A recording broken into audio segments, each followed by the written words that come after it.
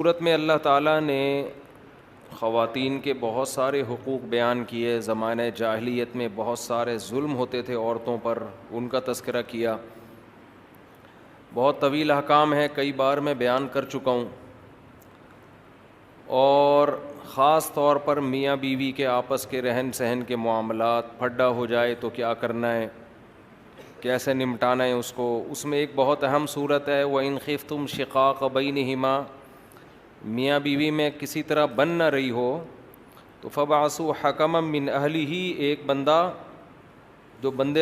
جو بندہ ہو, ٹھیک ہے نا, وہ شوہر کی طرف سے, اور ایک بندہ لڑکی والوں کی طرف سے. دو بندے مل کے بیٹھیں اور دیکھیں کہ ان میں غلطی کس کی ہے. سمجھتے ہیں؟ اللہ فرماتے ہیں اِن یریدا اصلاحا, اگر میاں بیوی واقعی اصلاح چاہتے ہوں گے. بعض دفعہ غلط فہمیوں کی وجہ سے بڑے مسائل کھڑے ہو جاتے ہیں, دونوں صحیح ہوتے ہیں پھر بھی لڑ رہے ہوتے ہیں. بدگمانیاں, غلط فہمیاں بہت پھیلائی جاتی ہیں نا معاشرے میں. شوہر اگر محبت زیادہ دے گا تو عورت سمجھتی ہے کہ یہ میرا یہ نہیں غلام ہے, یا اس میں کچھ ٹیکنیکل فالٹ ہے کوئی اس کے اندر. وہ اگر تھوڑا استغنا دکھائے گا تو وہ الٹا سمجھے گی. خیر, بہت سارے حکام ہمارے رہ جاتے ہیں اگر ہم ایک ہی چیز کو ڈیٹیل میں لے کے چلیں. تو اللہ نے فرمایا کہ دو بندے بیٹھ جائیں, آپس میں صلح و صفائی کی کوشش کریں. اگر میاں بیوی میں سے دونوں اصلاح چاہتے ہوں گے, غلط فہمیاں دور کرنا چاہتے ہوں گے, یوفق اللہ بینہما, تو اللہ دونوں میں جوڑ پیدا کر دے گا. اس سے پتہ چلتا ہے کہ دونوں میں سے ایک بھی اگر شرارتی ہے تو پھر جوڑ پیدا نہیں ہوگا. ایک بات تو یہ ہو گئی. اچھا, یہاں ایک چیز اہم امپورٹنٹ یہ ہے کہ ایک بندہ بیٹھے دونوں خاندانوں میں سے, جرگہ نہ بٹھائیں. لوگ 2 بسیں بھر کے لے آتے ہیں. جتنے زیادہ لوگ کسی معاملے کو حل کرنے کے لیے بیٹھیں گے, معاملہ سلجھنے کے بجائے اتنا زیادہ الجھے گا. یہ خوب سمجھ لیں.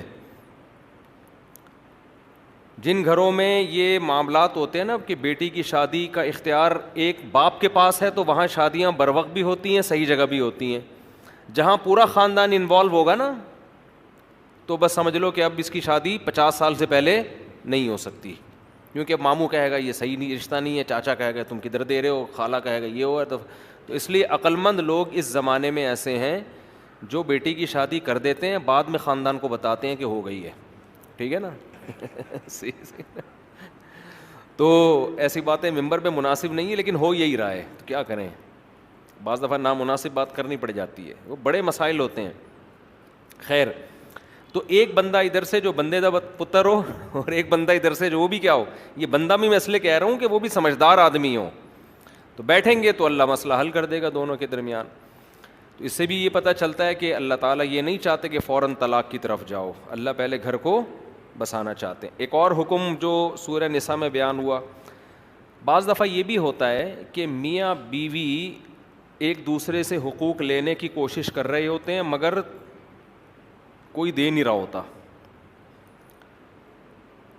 یہ اس کے حقوق میں گڑبڑ کر رہا ہے یا وہ اس کے حقوق میں. تو اللہ نے پھر ایک آپشن بیچ کا یہ بھی دیا ہے کہ بھائی طلاق سے بہتر ہے کہ صلح کر لو آپس میں. صلح کا مطلب کچھ حقوق سے دستبردار ہو جاؤ. بعض دفعہ یہ ہوتا ہے کہ شوہر کو بیوی سے نفرت ہے, وہ نہیں چاہتا کہ میں اس کے پاس آؤں, جب بھی آتا ہوں پھڈا ہوتا ہے. وہ کوئی ایسی بات کہہ دیتی ہے جس سے اس کی کھوپڑی گھوم جاتی ہے. میں یہ قرآن کی تفسیر ہی بیان کر رہا ہوں. لوگ مجھے کہتے ہیں آپ قرآن کی تفسیر کے علاوہ باتیں کر رہے ہوتے ہو. یہ قرآن کی آیت ہے نا, وَإِنِ امْرَأَةٌ خَافَتْ مِنْ بَعْلِهَا نُشُوزًا أَوْ إِعْرَاضًا, اسی کی تفسیر ہے. تفسیر کا مطلب یہ ہوتا ہے کہ اپنے الفاظ میں اس کو ڈیفائن کیا جائے.